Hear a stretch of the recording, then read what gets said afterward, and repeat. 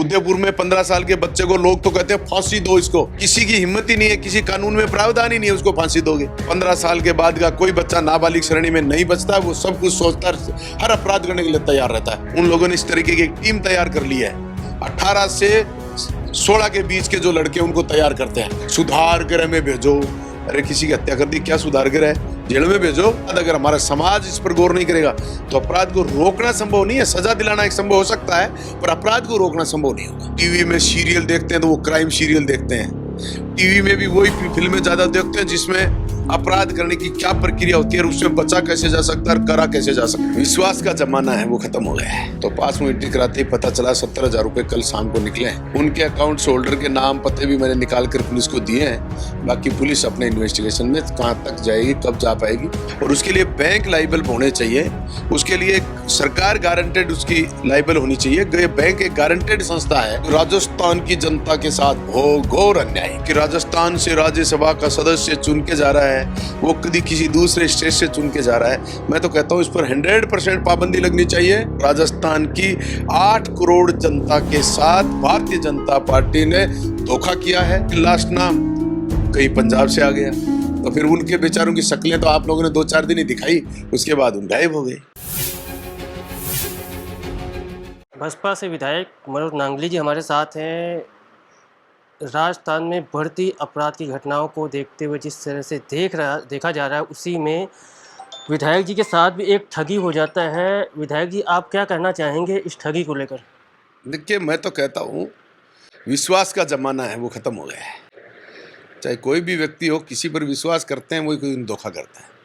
और मुझे भी मेरी ठगी में ऐसा ही लग रहा है, ऐसा ही महसूस कर रहा हूँ कि हमने कोई आदमी विश्वास में हो सकता है मेरे फ़ोन का उपयोग करा हो, उसने किसी मेरे गूगल पे को कोई उपयोग किया हो, उसने कोई पासवर्ड को चुराने का काम किया हो, कुछ न कुछ करके मेरे 2 बार का ट्रांजैक्शन हुआ। एक ट्रांजैक्शन 4-8 का हुआ। पासबुक में एंट्री नहीं कराने के कारण कोई मैसेज भी उसने कोई डिलीट किए होंगे, उससे मेरे को जानकारी नहीं हुई। और कल 20 तारीख को फिर उन्होंने 70,000 रुपये का ट्रांजैक्शन किया। 21 तारीख को मैं जैसे ही पासबुक में एंट्री कराने गया तो पासबुक एंट्री कराते ही पता चला 70,000 रुपये कल शाम को निकले हैं। तो मैंने देखा कि अपने तो कोई पैसा उपयोग किया ही नहीं, कोई ट्रांजैक्शन किया नहीं, तो ये 70,000 कैसे निकले। तब बैंक से संपर्क किया, साइबर क्राइम में ऑनलाइन रिपोर्ट दर्ज कराई, बैंक में रिपोर्ट दर्ज कराई, यूपीआई को खाते को बंद कराया और ज्योतिनगर थाने में जा कर के FIR दर्ज करवाई। अब जांच का विषय है कि कौन क्या कब ठगी करी है, उस व्यक्ति तक पुलिस पहुंचे। मैं तो आशा रखता हूं कि पुलिस जल्द से जल्द इस नतीजे तक पहुंच पाएगी, क्योंकि ये ठगी एक जानकार ठगी है। इसलिए मैं नाम भी दिए हैं मैंने। अकाउंट होल्डर्स जिनके खाते में पैसा गया है, उनके अकाउंट्स होल्डर के नाम पते भी मैंने निकाल कर पुलिस को दिए हैं।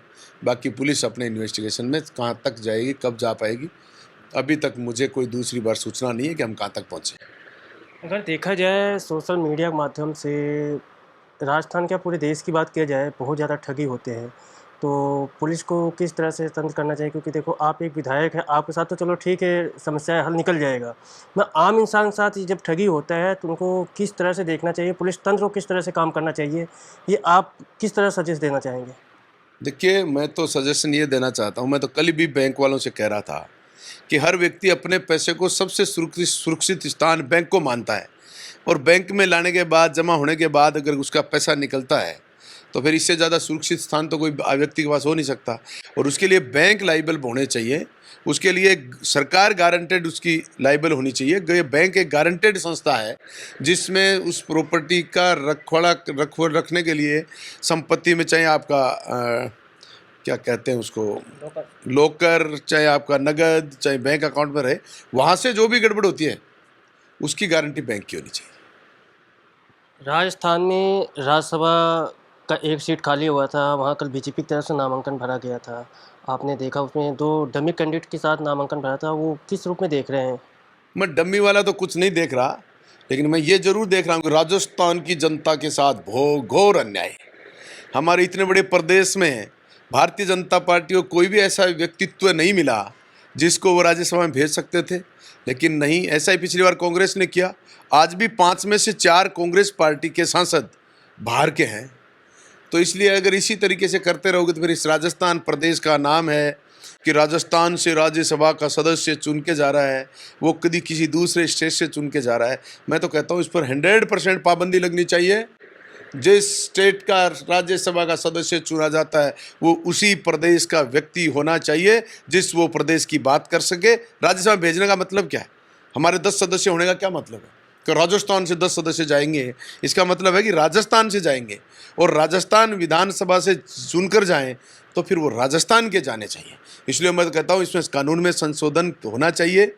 जिस स्टेट में जितने सदस्य हैं उसी स्टेट से जाने चाहिए। इसलिए भारतीय जनता पार्टी के द्वारा भेजे गए राज्यसभा सदस्य के द्वारा जिसका चयन किया वो राजस्थान की 8 करोड़ जनता के साथ भारतीय जनता पार्टी ने धोखा किया है। अपने नेताओं के जो मुंह आस लगाए बैठे थे, टीवी पर आपने नाम देखे होंगे, आपके मीडिया के बंधुओं ने खूब चलाया। कभी सतीश जी पूनिया का चला, कभी राजेंद्र जी राठौड़ साहब का चला, अरुण जी चतुर्वेदी जी का चला, उसके अलावा एक नाम ज्योति जी मिर्धा का चला। तो फिर ये नाम चलते रहे, लेकिन लास्ट नाम कहीं पंजाब से आ गया। तो फिर उनके बेचारों की शक्लें तो आप लोगों ने 2-4 दिन ही दिखाई, उसके बाद उन गायब हो गए। अगर आपने देखा उदयपुर में एक हत्याकांड हो जाता है, चाकू मारी जाती है, इसके बाद कन्हैया लाल का होता है, फिर जयपुर में उपद्रव के साथ होता है। ये जो अपराध राजस्थान में बढ़ रहे हैं, तो इसको आप किस रूप में देख रहे हैं? मैं अभी मेरे एक साथी बैठे थे, हमारे कार्यकर्ता, मैं इन्हीं से चर्चा कर रहा था। जिस तरीके की पिछले 10-15 दिन में जो घटनाओं का वृतांत हमने देखा है, उससे अंदर से ऐसा लगता है कि शर्मसार हो गया है देश और प्रदेश। किस तरीके की घिनौनी हरकतें। 2.5 साल की बच्ची के साथ 2 बार रेप जोधपुर में। कल आज फिर आएगा एक होमगार्ड ने 3.5 साल की बच्ची के साथ छेड़खानी। मेरे चूरू जिले में एक नर्सिंग ऑफिसर के द्वारा बलात्कार का प्रयास। हमारी एसएमएस में रेजिडेंट डॉक्टर के साथ, महिला के साथ अत्याचार वो चल रहा है। उदयपुर में 15 साल के बच्चे को लोग तो कहते हैं फांसी दो इसको। 15 साल के बच्चे को अपराध, हत्या हुई है और 15 साल का अपराध करने वाला है। किसी की हिम्मत ही नहीं है, किसी कानून में प्रावधान ही नहीं है, उसको फांसी दोगे तो फिर क्या करोगे आप? और बहुत बड़ा जघन्य अपराध है। इसलिए कानूनों में भी संशोधन करो। ये 15 साल के बाद 18 साल वाला जो 3 साल का छूट दे दी ना गवर्नमेंट ने नाबालिगों के नाम की, इसमें संशोधन किया जाए। 15 साल के बाद का कोई बच्चा नाबालिग श्रेणी में नहीं बचता। वो सब कुछ सोचता, हर अपराध करने के लिए तैयार रहता है। और गैंगस्टर जो लोग हैं, गैंगस्टर लोग, उन लोगों ने इस तरीके की एक टीम तैयार कर ली है। 18 से 16 के बीच के जो लड़के उनको तैयार करते हैं। कितना भी बड़ा अपराध कर दो, ये अपराध से मुक्त हो जाएंगे, फ्री हो जाएंगे। सुधार गृह में भेजो। अरे किसी की हत्या कर दी, क्या सुधार गृह है? जेल में भेजो। इसलिए कानून में संशोधन किया जाए। इस तरीके जगह जो महिलाओं के साथ कितने हो गए? कलकत्ता में, बदलपुर में, महाराष्ट्र में, राजस्थान में, उदयपुर में, जोधपुर में, जयपुर में, चूरू में, तो और 10 दिन के अंदर अंदर लगातार होते जा रहे हैं। इसलिए समाज भी इसमें जागरूक बने। कानून काम कब करता है? अपराध होने के बाद काम करता है। अपराध होने से पहले हमारा समाज के संस्कार, सामाजिक शिक्षा, सामाजिक भाईचारा और ये ही काम करते हैं कि हम अपराध को रोकने में कामयाब हो पाएंगे। नहीं तो फिर अपराध, अगर हमारा समाज इस पर गौर नहीं करेगा तो अपराध को रोकना संभव नहीं है। सजा दिलाना एक संभव हो सकता है, पर अपराध को रोकना संभव नहीं होगा। इसलिए सरकार, समाज सब इस पर गंभीरता से विचार करें जिस तरीके अपराध हो रहे हैं। यानी कि कानून में बदलाव होना चाहिए।